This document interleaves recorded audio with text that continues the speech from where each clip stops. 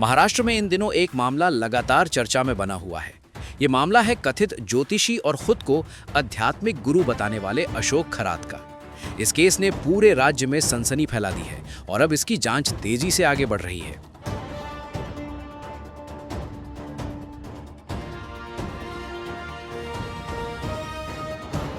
बताया जाता है कि अशोक खरात पहले मर्चेंट नेवी में काम करता था और बाद में उसने खुद को ज्योतिषी और तांत्रिक के रूप में स्थापित कर लिया। नासिक और आसपास के इलाकों में उसने एक आश्रम और ऑफिस जैसा सेटअप बनाया था, जहां बड़ी संख्या में लोग अपनी समस्याओं का समाधान कराने के लिए आते थे।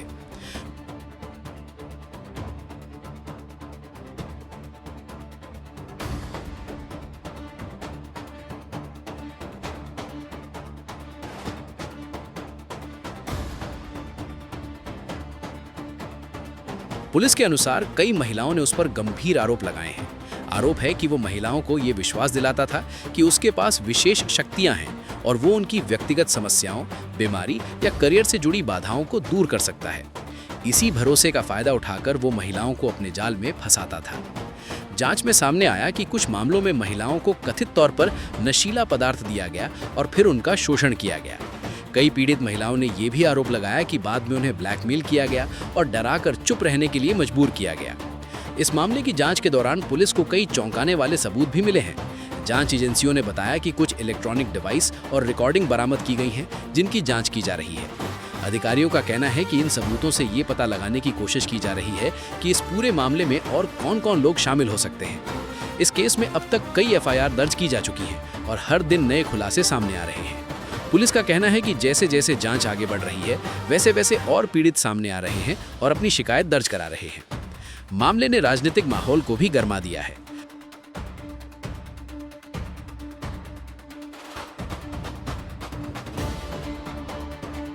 करतायत अनेक महिलांची, घरातल्या अनेक वेगवेगळ्या लोकांची इच्छा आहे की त्याला एकतर जनतेच्या ताब्यात द्या, नाहीतर जाऊन 2 कानाखाली तरी दिल्या पाहिजेत। आणि म्हणूनच नाशिक न्यायालयामध्ये पोलिसांनी जर आणलंय तर आम्हाला त्यांच्या हातात एकतर त्याला आमच्या ताब्यात द्या, अन्यथा आम्हाला 2 कानाखाली तर देऊ द्या, आमचं समाधान तर होईल। विपक्षी दलों ने सरकार से इस पूरे मामले की निष्पक्ष जांच की मांग की है।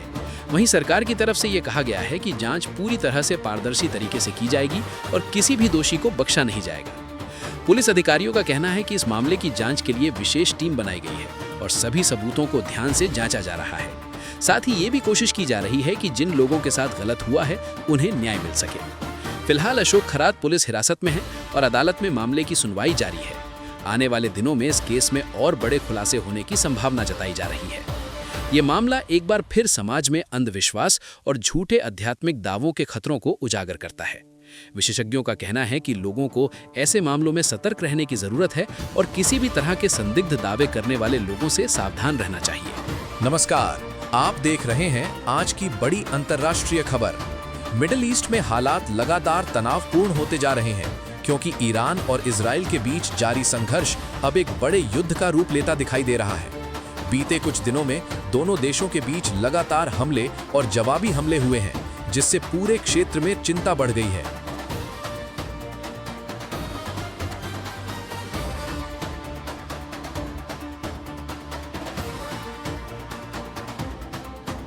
रिपोर्ट्स के मुताबिक हाल ही में इजराइल ने तेहरान और उसके आसपास के कुछ सैन्य ठिकानों को निशाना बनाते हुए हवाई हमले किए। इन हमलों का उद्देश्य ईरान की सैन्य क्षमता और उसके रणनीतिक ठिकानों को कमजोर करना बताया जा रहा है। इन एयर स्ट्राइक के बाद तेहरान में कई जगहों पर जोरदार धमाकों की आवाजें सुनी गईं और सुरक्षा एजेंसियों को तुरंत हाई अलर्ट पर रखा गया।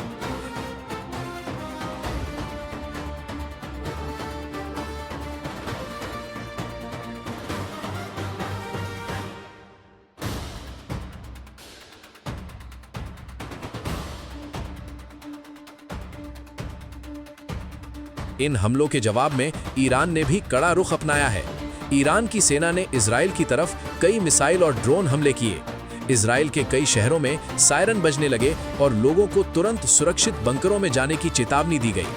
कुछ इलाकों में मिसाइल गिरने की भी खबरें सामने आई हैं, जिनमें कई लोग घायल हुए।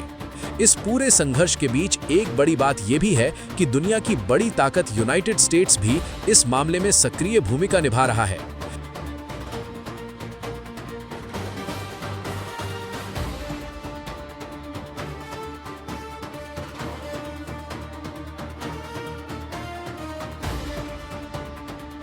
अमेरिका ने इजराइल का समर्थन करते हुए ईरान के कुछ सैन्य ठिकानों पर हवाई हमले किए हैं।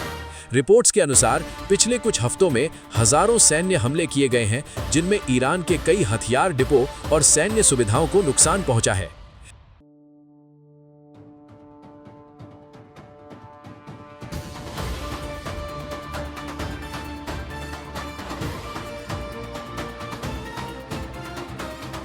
इसी बीच अमेरिका के राष्ट्रपति डोनाल्ड ट्रंप ने इस युद्ध को लेकर बड़ा बयान दिया है।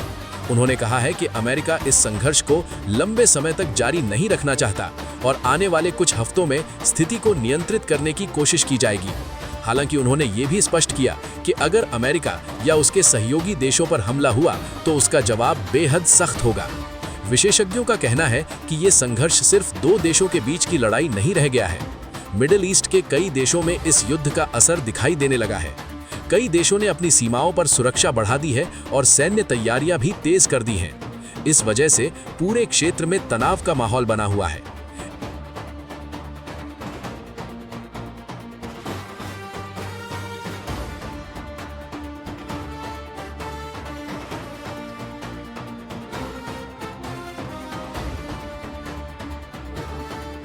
इस युद्ध का असर वैश्विक अर्थव्यवस्था पर भी पड़ सकता है। मिडिल ईस्ट दुनिया के सबसे बड़े तेल उत्पादक क्षेत्रों में से एक है।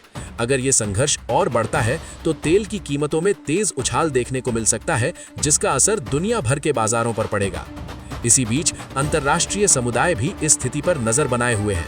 कई देशों और संगठनों ने दोनों पक्षों से संयम बरतने की अपील की है। उनका कहना है कि अगर ये संघर्ष और बढ़ता है तो इससे बड़े पैमाने पर मानवीय संकट पैदा हो सकता है।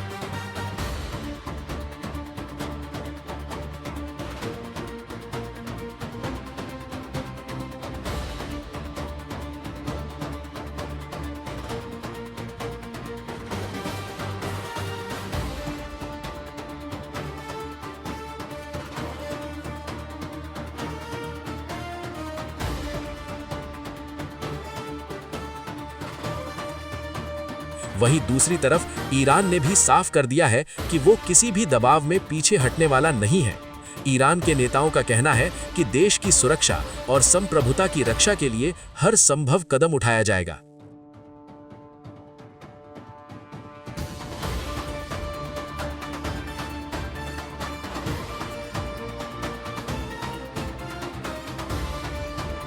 उधर इजराइल की सरकार भी अपने रुख पर कायम है। उनका कहना है कि अगर ईरान का परमाणु कार्यक्रम नहीं रोका गया तो ये पूरे क्षेत्र के लिए गंभीर खतरा बन सकता है। इसलिए इजराइल अपने देश की सुरक्षा के लिए जरूरी कदम उठाता रहेगा।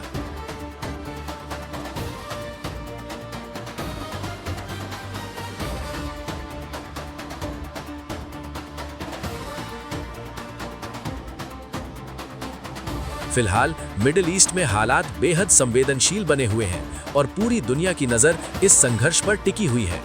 आने वाले दिनों में ये देखना अहम होगा कि क्या कूटनीतिक प्रयासों के जरिए इस तनाव को कम किया जा सकेगा या फिर ये संघर्ष और बड़ा रूप ले सकता है। फिलहाल के लिए इतना ही, लेकिन इस बड़ी अंतर्राष्ट्रीय खबर पर हमारी नजर लगातार बनी हुई है।